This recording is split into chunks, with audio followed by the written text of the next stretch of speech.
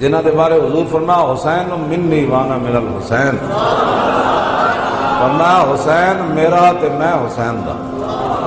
حضور جنہاں دے بارے فرمایا حسین منی وانا من الحسین، احب اللہ من احب حسینا، اللہ او دے نال پیار کرنا جڑا حسین نال پیار کرنا۔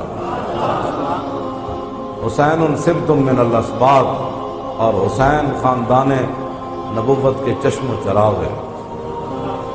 اور حضور نے فرمایا ان الحسن والحسین سیدا شباب اہل الجنہ، فرمایا یقیناً اس بات میں کوئی شک نہیں کہ حسن اور حسین دونوں جنتی جوانوں کے سردار ہیں، جن کی زبان رسول اللہ نے خود چوسی ہو،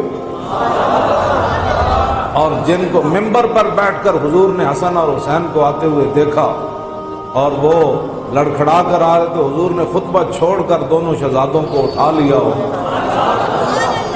جن کی یہ شانیں ہوں، ان کے پیچھے نماز پڑھ کر بھی کوئی دین کو نہ سمجھے اور پھر جا کر ڈیوٹی پر کھڑا ہو جائے حسین کو روکنے کے لیے۔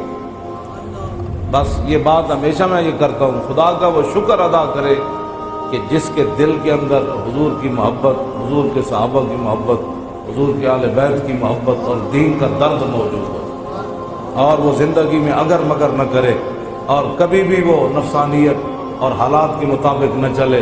جب بھی کوئی وقت آئے تو کہے وہ چھوڑو یار، مر ہی جاؤں جو اس در سے جاؤں دو قدم، کیا بچے بھی مارے ہم قربے مسیحا چھوڑ۔ یہ پھر جو یہ جڑے یزیدی ٹوڑا ہے، یہ کہندے جی وہ سلطنت واسطے گئے سن۔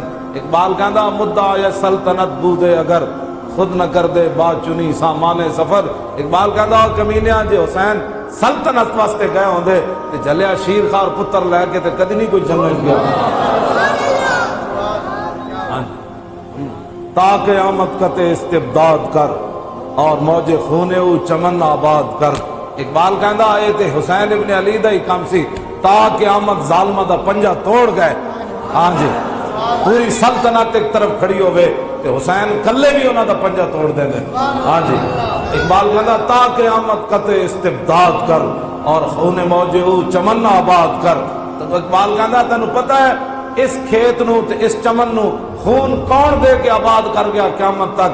اقبال کہندا حسین ابن علی کر گیا قیامت تک۔